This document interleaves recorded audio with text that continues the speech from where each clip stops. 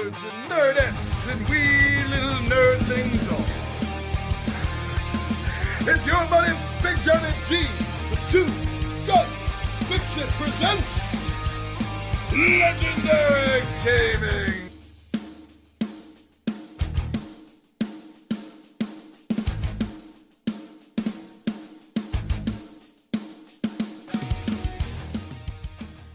Happy Monday, everyone. So glad to see that you could join us and that you're here for another one of our sub-episodes, our subclasses that we have here. And that's, so you're starting a collection. Where do you start? Well, as you know, unless this is your first time watching one of these, I like to be very specific, and I've been breaking it down by genre, a theme, in different board games. And last time I did sci-fi games. I had a lot of fun doing that list. In fact, that list was huge. It was too huge. I had to break it down. So I decided to take a laser pointer at a part of it, a single aspect of it, and that's science fiction franchises. You know them, you love them, and we have board games for them. So if you like science fiction movies and TV shows, join me down the table and I'll give you some ideas on how you can start a board game collection with them.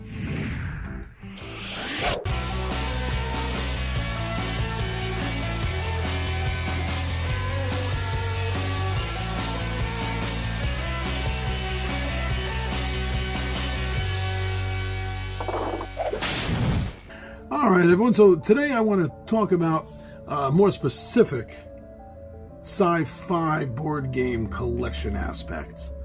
So if you're already a board game collector and you're looking for some niche category in science fiction because you're a big sci-fi fan, then think about franchise games. From movies to books, television, there are a lot of choices out there.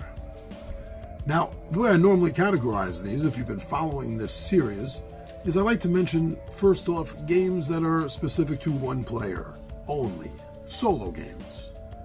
And then talk about the specific two-player games, and in between the ones that are both one and two player. I don't know of any. There's none in my collection. There was nothing I can think of that I played, so therefore I don't have any first-hand knowledge to tell you it's worthy to start your collection with. If you know of a franchise sci-fi game that is one or two player specific, please put it in the comments so that I'll know about it. Now, there was one that stood out for me in the competitive game mode because I find that's not a very big category in sci-fi. But Firefly, of the board game. This is by Gale Force 9. It's good for 1 to 4 players, ages 13 and up, and should take about 120 to maybe 240 minutes. This is a deep, involved game because you are playing different crews on different ships that are in the verse and just trying to work, doing what gigs you can do, getting what stuff you can delivered, or whatever misbehaving that you find appropriate. So you are playing against the other players actively, just trying to outdo them while trying to stay under the radar. If you're a fan of Firefly, then this is a game I think is going to capture your interest and may be very nice for your sci-fi franchise shelf. Cooperative games, wow, I found a ton of cooperative games that are sci-fi franchise based. And that makes sense since most sci-fi is stories that deal with two or more, usually a team of individuals. So it seems to have bled over to the board games. Ghostbusters, the board game by Cryptozoic Entertainment, is good for 1 to 4 players, ages 15 and up, and should take anywhere from 30 to 120 minutes. Now, this game uses mechanics, if you're familiar with Arkham horror, this is very similar to that. You're stopping ghosts and closing portals. But it has that silly fun feel that Ghostbusters, in all or most of its forms, has been responsible for. A very large amount of silly fun, and you get to use the iconic characters. You get to play out as Venkman and the boys. Very cool. Firefly Adventures, Brigands and Browncoats. which is a different game. It is also by Gale Force 9. It's good for 1 to 5 players, ages 14 and up, and should take 90 to 120 minutes. Now, this differs from Gale Force 9's previously mentioned Firefly game, the competitive game.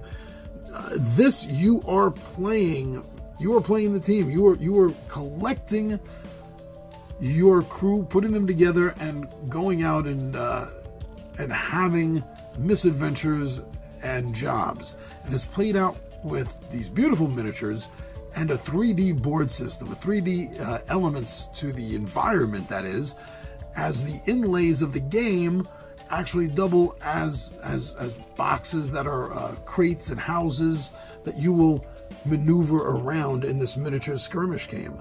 You're gonna literally feel like one of the characters from the story.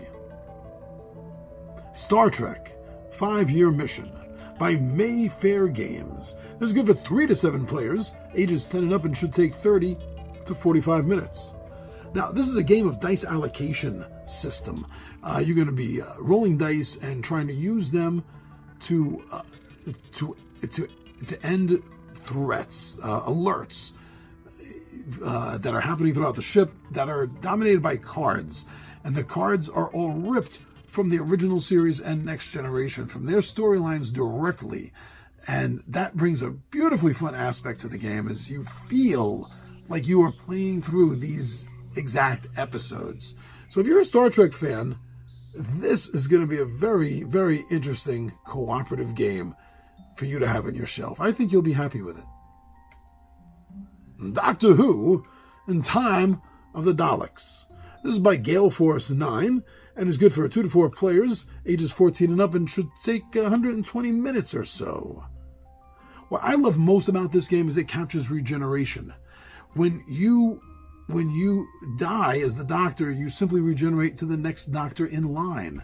And the game comes with its base with 4 of the Doctors in it, and extras come as expansions. So if you die, then all the other players shift Doctors. They move the Doctors around to the next player up, following the line, and capturing that feel is awesome. But it's also a great game because you are using dice. You're going to allocate them to spaces in the cards that are these dangers, these stories ripped from the series, the 55-year history of the show, going all the way back to William Hartnell. And because of this, you feel like you are partaking in the adventures alongside the Doctor. You feel like both the Doctor and a companion at the same time. The Thing, Infection at Outpost 31. This is by Mondo Games and Project Raygun. It's good for 4 to 8 players, ages 17 and up. And it should take 60 to 120 minutes. And this game is the movie The Thing, the John Carpenter's movie The Thing, in a board game. You don't know who is infected. You don't know when somebody will get infected. Sometimes you don't even know if you are infected. But the goal of the game is you, by the end of the game, have to get everyone in the helicopter. And if anyone is the Thing, you lose, because it has escaped out into the world.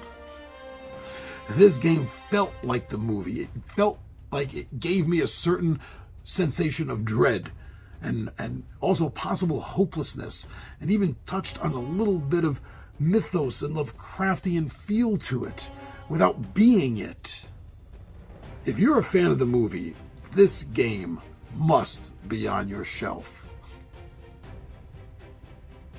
Now, finally, One versus All. For the franchise series here, I could only find one sci-fi game that I really felt was worthy to have in your collection. If you're building up, if you're starting your collection of sci-fi franchise games, and you're looking for a One versus All style game, look no further than Star Wars Imperial Assault. This is by Fantasy Flight Games. It's good for 2 to 5 players, or 1 to 5 if you have the app. 14 and up, and it should take 60 to 120 minutes. This game takes place immediately after the end of the original Star Wars, the destruction of the first Death Star.